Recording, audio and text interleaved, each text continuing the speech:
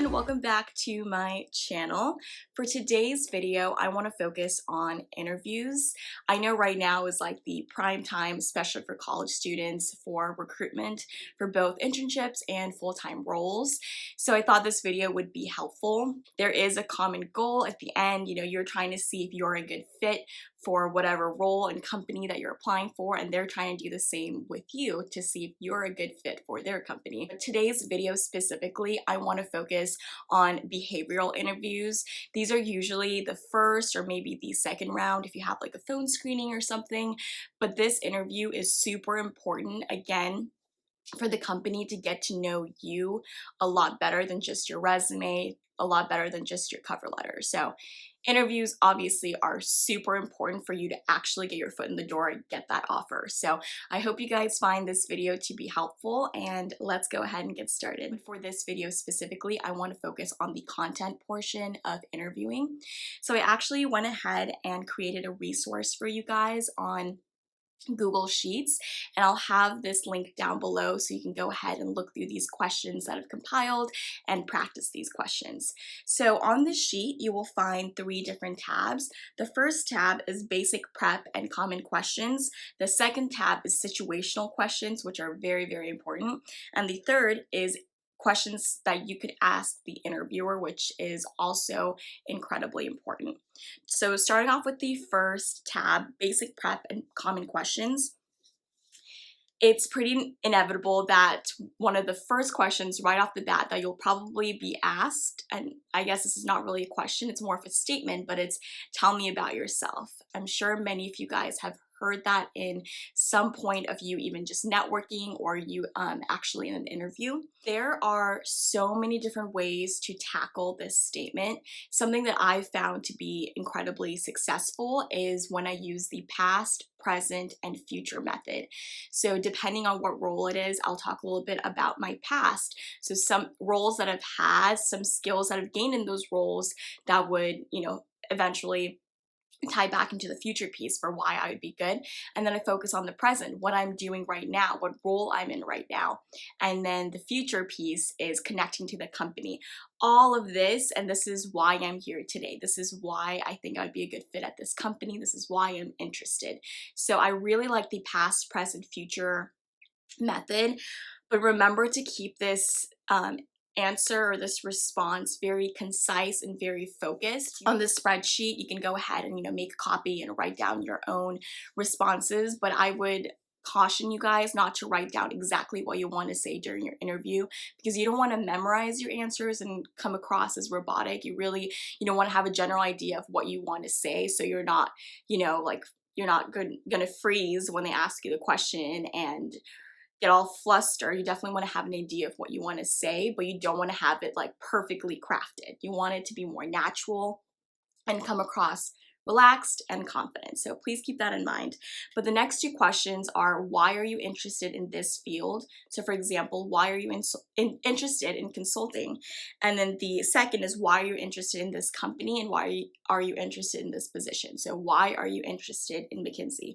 Why are you interested in Goldman Sachs? You should have an answer for that. And I feel like with these questions, they've heard a lot of similar answers, but I would urge you guys to find a personal connection to the company, or you read a piece of news and you're able to relate that back to this answer, just to show that you've done your homework, you've done your research, and your answer, if it's more original, the recruiter, the hiring manager, whoever is interviewing you, are more likely to remember. So keep that in mind as well. Moving on to some common questions. I'll just read a few here, but with my spreadsheet that I linked down below, you can go ahead and look through all these questions.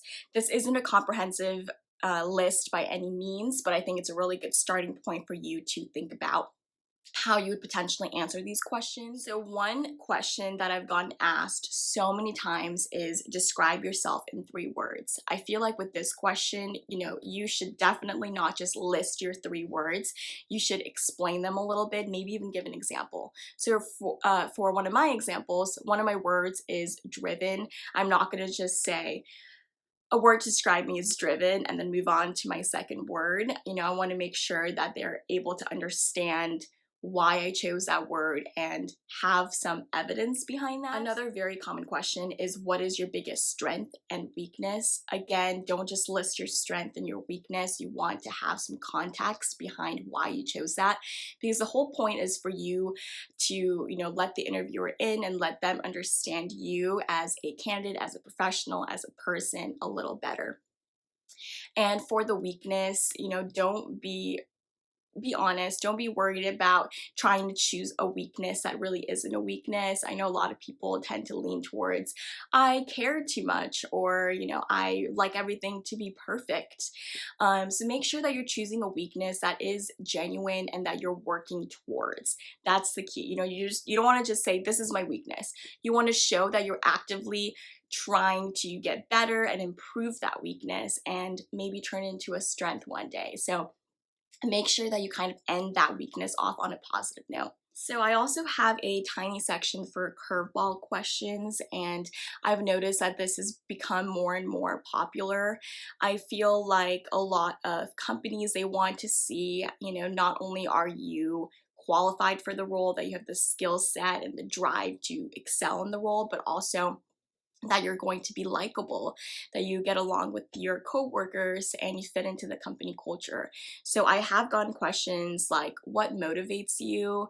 What do you like to do outside of school and professional activities? I've gotten told, tell me something about yourself that I can't find on your resume. So they're trying to get to know you on a more personal level and see more of your personality.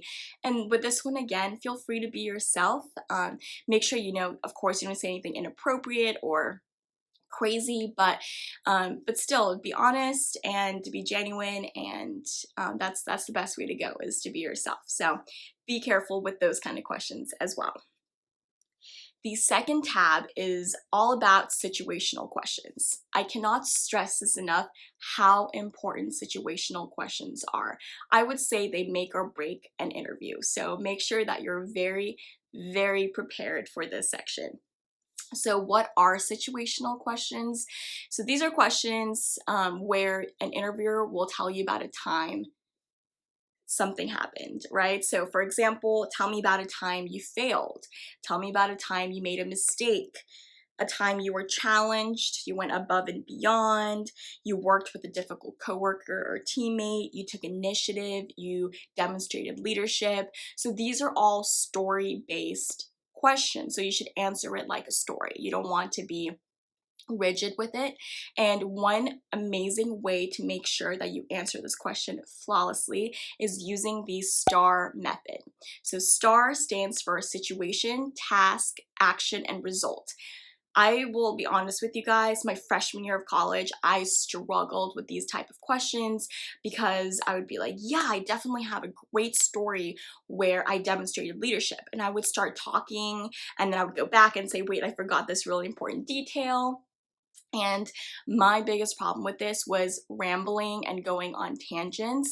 And at the end, I would just feel like, okay, I feel like this was a really great example, but I just did a horrible job conveying that. Since I've started using the STAR method, I've definitely found a lot more success. And it's honestly because the STAR method helps you to craft your story. It's a very organized way of storytelling, and it helps you just keep focused on not go on tangents like I explained, but also helps you drive the main points that the interviewer will care about. So starting off with the S in STAR, situation, here you want to describe the background, right? You want this, again, keep it brief. You don't want to drag out your story. So the problem, the situation, the background, just the key things that they need to know. The next letter, T, that stands for task. This is basically the goal, right? So what was your goal in order to solve this problem? Did you need to hit a certain number of signups by this month? Did you need to raise revenue by a certain amount? What was the goal depending on that situation? And then the next letter, A, for action. This is, what did you specifically do to help solve this problem, to help reach that goal? So make sure you're talking specifically about what you contributed to that goal instead of keeping it very general. You want to keep it very focused. I did X, Y, and Z in order to achieve our stated goal. The last letter is R, result. So this one you want to talk about, what did you end up accomplishing, right? What was the result after all your hard work? So this one is obviously incredibly important because it shows what you were able to accomplish and do after you set your mind to something and follow through. So very important. Again, with my spreadsheet, I recommend making a copy and going ahead and jotting down different notes for all of these situations, just so you have these examples ready to go. I would also suggest diversifying your examples. So if they ask you multiple situational questions, try to pull from different experiences. Try not just to stick with one experience on your resume and just use stories from that one. You want to make sure you diversify your responses for these different situations. So the last thing I want to cover is asking questions for the interviewer. Almost all of the time, the interviewer will ask at the end of the interview, do you have any questions for me? You should never, ever, ever say no, right? Because if you say no, it will come across like you're not really interested in the company. You haven't really done your research. You don't really care to find out more. So you don't want the interviewer to get that assumption from you. So make sure that you have some questions ready to go. And to help you get started, I have a list of questions that can help you. So I have divided it up into personal questions, general questions, and then concluding questions. So for personal questions, people love talking about themselves and they also love sharing their story.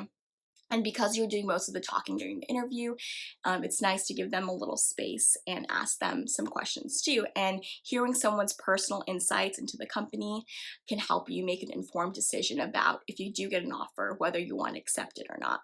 So some examples are, can I get a brief summary of your time with the company? I've, asked this question to interviewers and they have a really crazy journey through the company where, they've been there for so many years and they've taken on so many roles. So it's very interesting. You can also ask what has been your favorite aspect of your time with the company, maybe their most challenging aspect, anything like that. And then more general questions about the position or company specifically, like what does success look like in this position? Everyone has a different definition of success, so being able to know that early on can ensure you success in the company in the long run. You can also ask the team dynamics that you'll be working with, because again, this is very different across teams and across companies. You can ask what a typical day in the role looks like. Another very important question I like to ask is asking them to describe the company culture. I always find this fascinating and comparing it to what I've read online or hearing from other people. And then some concluding questions is you can ask, is there anything I can clarify to make you feel more confident in me as a candidate? You could go ahead and ask them and, maybe they'll ask, why were you only part of this organization for 2 months? Like what's the reason for you leaving an organization so quickly? And you can go ahead and explain yourself. So I think this question, is there anything I can clarify to make you feel more confident in me as a candidate, is something that usually surprises interviewers because they're not expecting that. But then again, there's that level of honesty and it goes well for both sides to know more information. So and another concluding question, when can I expect to hear back? Showing that you're eager about, working for this company, getting this role. But the main conclusion here is it is incredibly, incredibly important to ask questions. So make sure you have some questions ready to go. And the questions that I just shared are very general. So the more personal you're able to get with your questions, the better. Okay, everyone, that's all I have for you for this video. I focused very heavily on the content of behavioral interviews. Again, if there are any other aspects of interviewing that you would like me to cover, feel free to let me know down below in the comments or DM me on Instagram or anything like that. But I'd be happy to make a part 2 or make another video focused on a different aspect of interviewing. So feel free to let me know, but I hope you guys found this video to be helpful and I will see you very soon. Bye!